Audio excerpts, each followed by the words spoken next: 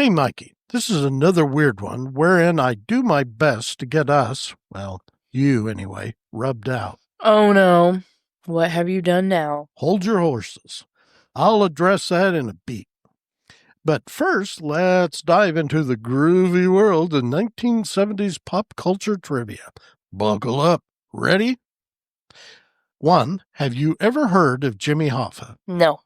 And 2, are you familiar with the grand mystery of his not-so-glamorous disappearance? Also no. I don't know a thing about Jimmy Hoffa. Today's episode of Mr. Robin's Hood Podcast looks into the legacy and weird disappearance of James Riddle Hoffa, a.k.a. Jimmy Hoffa, the dashing dawn of American labor unions, especially the Teamsters.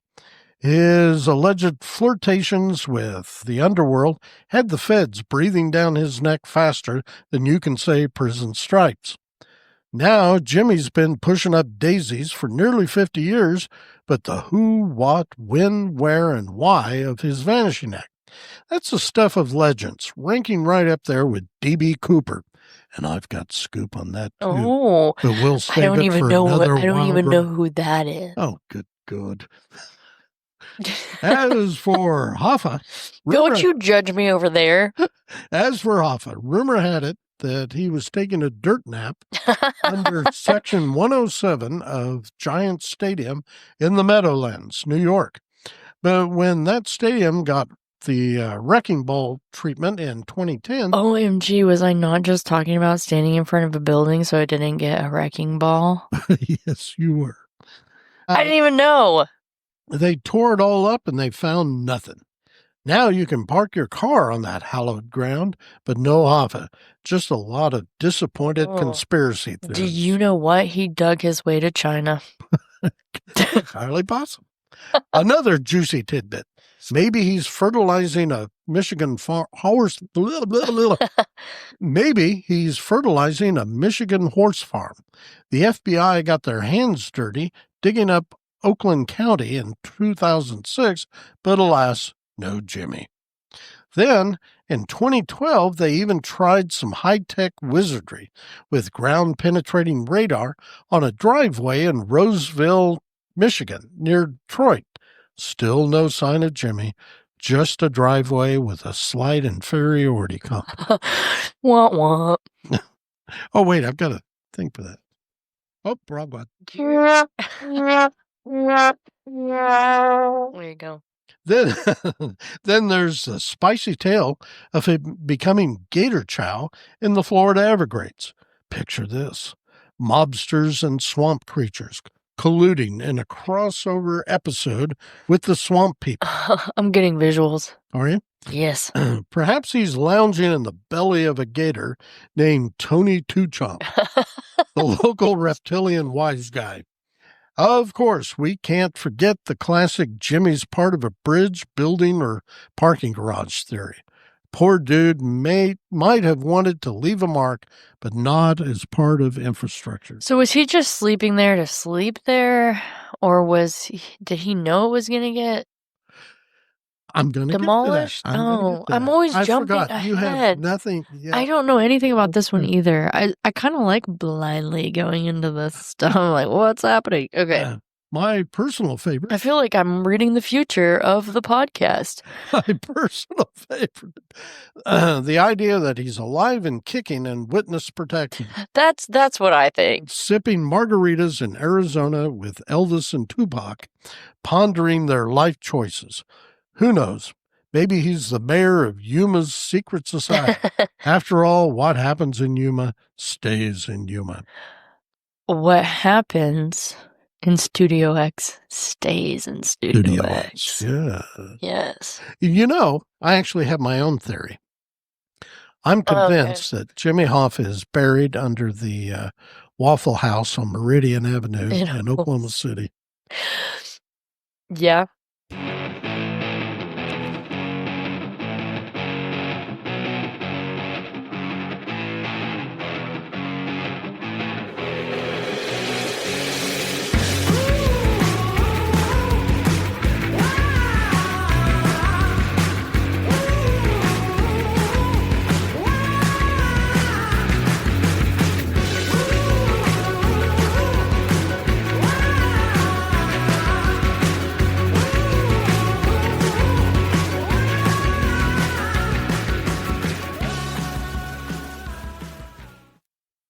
Hey, everybody, I'm Robin Hohweiler, or Mr. Robin to you, and as always, I'm here with my fabulous mob mall sidekick, the reigning queen of the underground life, and a pretty good shot besides, Mikel Mauree Robinson.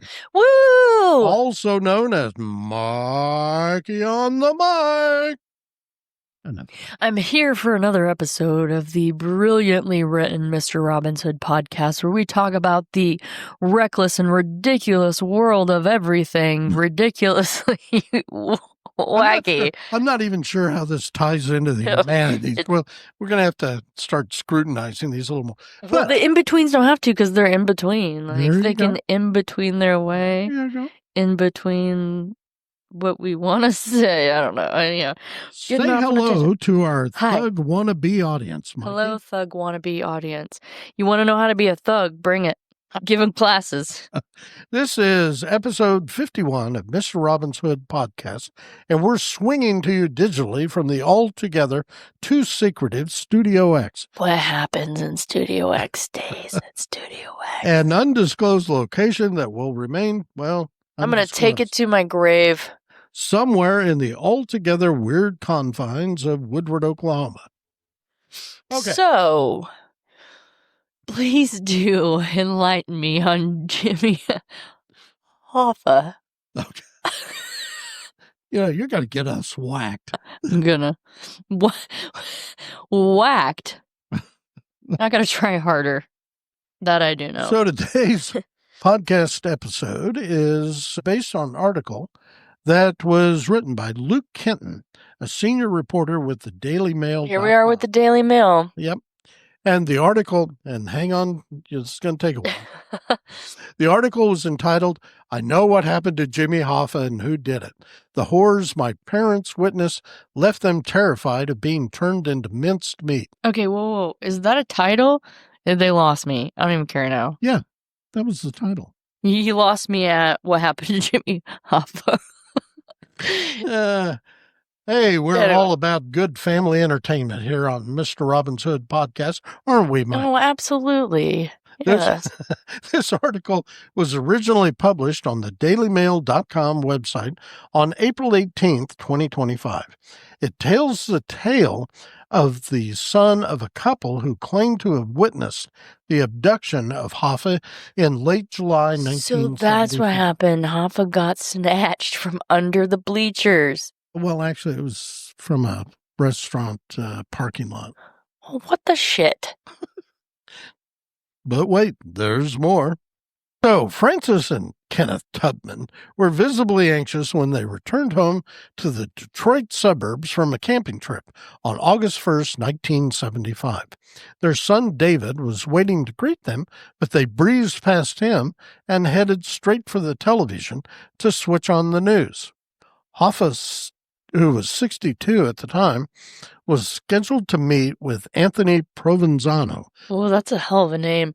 Provenzano. A mob-connected New Jersey teamster. Sounds like a mobster. Last name. And Anthony Giacalone. Same. A Detroit mafia captain at the Machu's Red Fox restaurant. Sounds like a place to meet a mobster at. A known mob hangout. Oh, boy, you are intuitive, aren't you? In Bloomfield Township. On the afternoon, I'm all about the introspective. Of July 30th, 1975. Neither Provenzano or Giacalone showed. An agitated Hoffa called his wife from a payphone behind the... Back when they still had those, in 1975. Behind the restaurant at around 2:15, telling her he'd be back by 4 to fire up the grill for a steak dinner. But Hoffa never made it home. Those two, Provenzano and Giacalone, they were outside in the bushes waiting for him. Outside the... Oh, come on.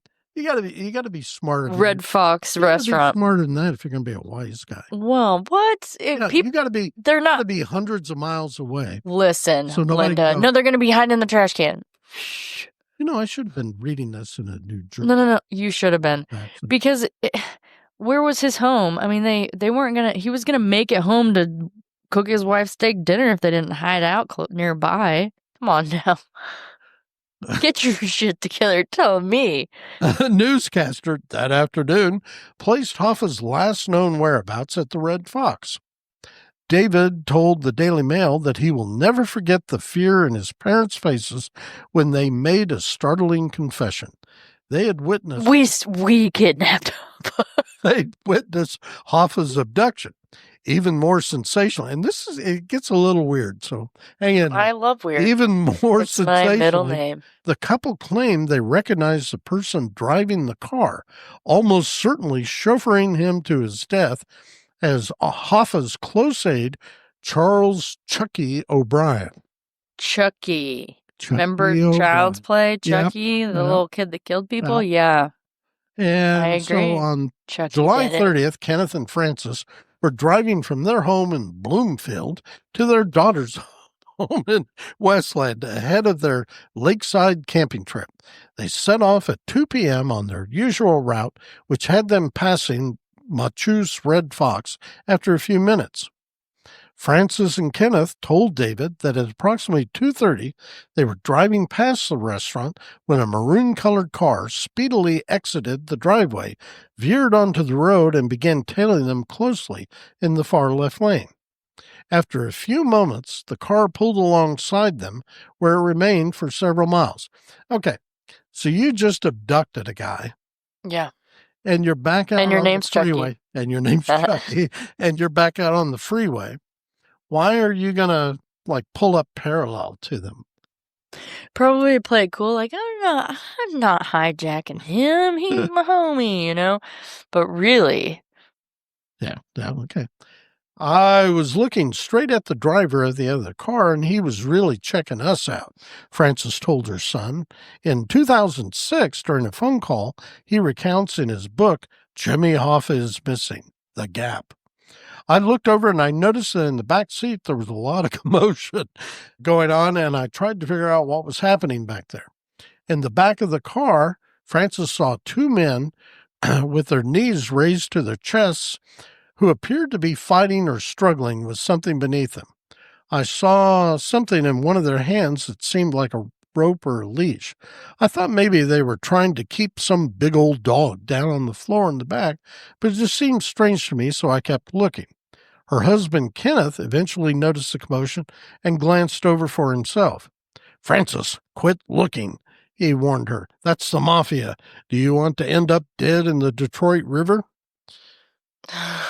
I guess here it'd be the North Canadian River, and there's never enough water in it. No, not really. Kenneth told his wife the man driving the car was Chucky O'Brien, a mobster who was close with Hoffa. Who was so close with Hoffa that he was often referred to as his stepson. He recognized O'Brien from his days working as the manager of the restaurant Darby's, another mob hangout, which closed after a fire in 1968. That the mob started.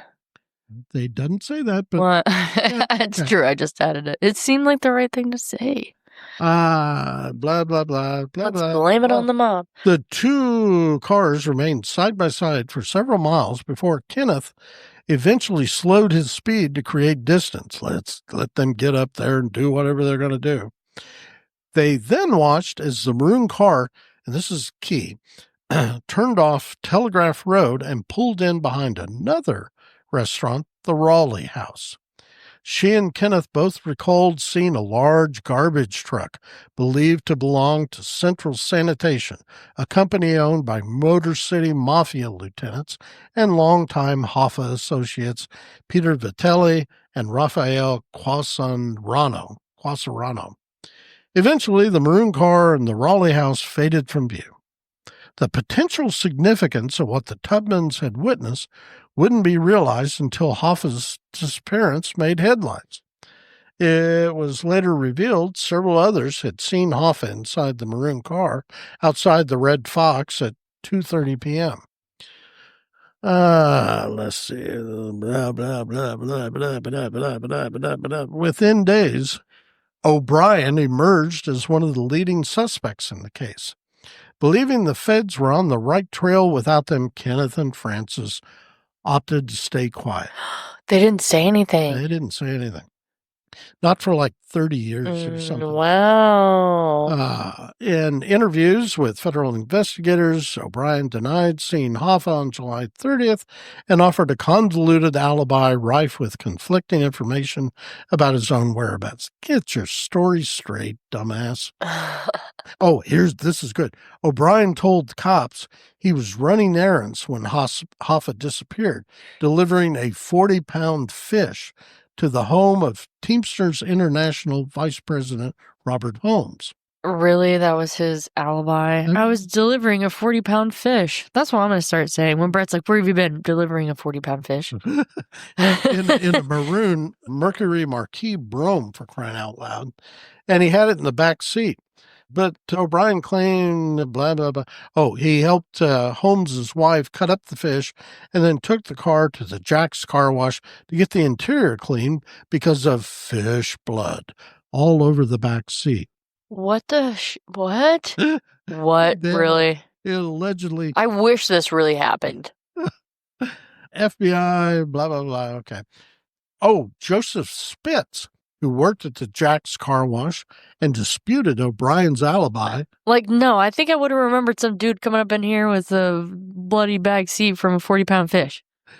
Died. Nobody can forget that smell. Anyway, that guy who worked at the car wash. He died. Chuck, you went and killed him too? He's like, man, he's ruining my story, pal, Yeah. Records from the car wash went missing. Investigators have long since... This is like the gang that can't shoot straight, I tell you. Investigators have long suspected O'Brien and the two Provenzano underlings picked up Hoffa at the Red Fox and drove off with him in the back seat. Police seized the car 8 days later after Hoffa vanished. Sniffer dogs detected Hoffa's scent in the back seat and trunk.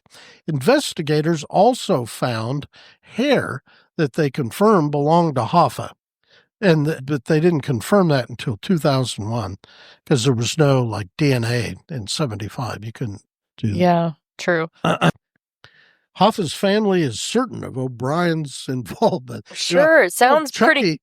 Old Chucky didn't do a very good job of cleaning the back of that car, obviously. No, he sucked at that job. O'Brien protested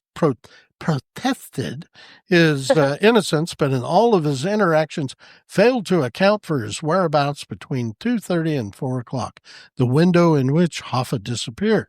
He was delivering a 40-pound fish, remember? What? There was Get bleeding out of here. all over the back. Get out of here. Why would you even let it do that? Why don't you put it in a tub? Why don't you lay some plastic? Don't be an idiot. Chucky wasn't a smart guy. Apparently not. How we got away with this, though? He's certainly not a wise guy. No, right? Not like me. I'm a wise guy. The Tubman's eyewitness account helped fill the gap, though it was 30 years before the FBI heard their story. They were just afraid they were going to wind up dead in the Detroit River, which I don't blame them. Talking about mobsters and stuff. Kenneth died in 1987, taking the secret to his grave. In 2006, Frances finally agreed to speak with the FBI at the urging of her son. In the years after Hoffa's disappearance, the family rarely spoke about what they believed they saw. Central Sanitation's involvement in Hoffa's death is never determined. Chucky O'Brien died on February 1st, 2020, a day before Hoffa's birthday. He maintained his innocence until death, and despite refusing a lie detector test in 2001. Why would you refuse one if you were innocent? Yeah. Right? Yeah. For years, Hoffa was suspected of colluding with the mob, and in 1967 was charged and convicted of jury tampering, landing him 4 years in prison. And you know who pardoned or commuted Hoffa's sentence? Nixon. Oh, yeah. Richard Nixon. Old Nixon. He's dead, right? Yeah. Yes. He's Gandhi.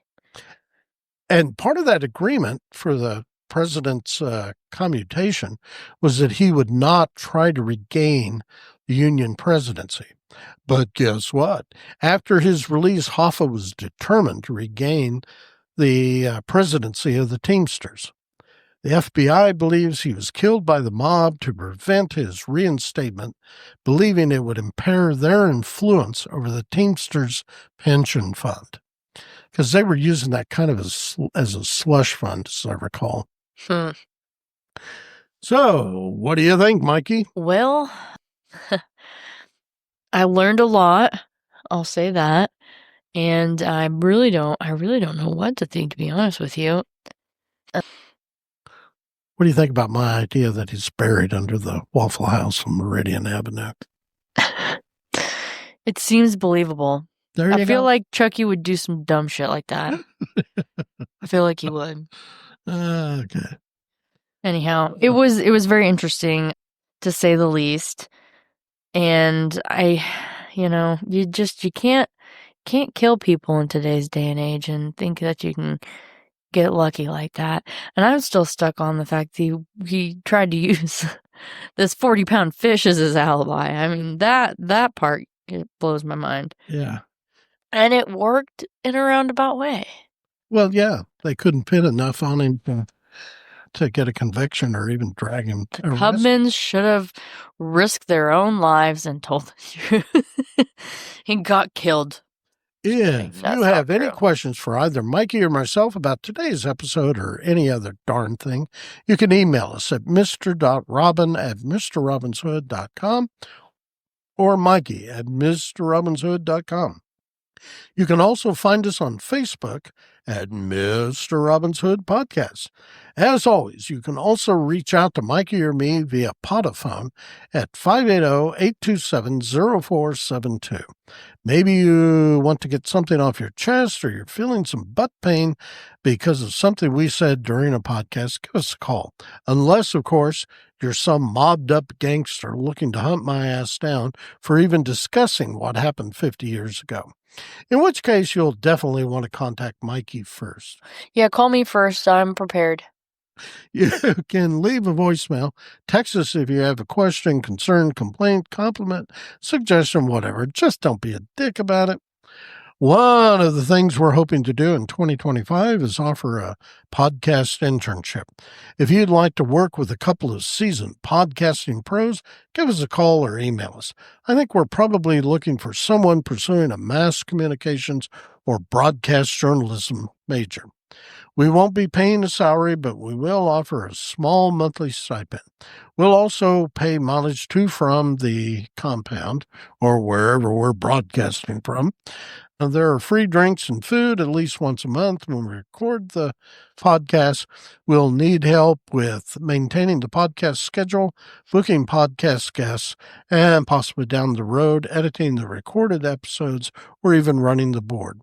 Please give us a call or drop us an email if you're interested. In the meantime, tell all your friends to listen to this podcast as though their lives depend upon it. As always, you can stream or download episodes of Mr. Robin's Hood Podcast wherever you usually find that sort of nonsense. We're on Spotify, iHeartRadio, Amazon Music, the Podbean app, Apple Podcasts, Player FM, Listen Notes, and Podchaser. You can also stream them directly from our Podbean website, mrrobinshoodpodcast.podbean.com for free. So we'll close now by reminding everyone, as we always do, to stay hungry, stay foolish, and most importantly, stay weird. You thug abducting freaks. Bye.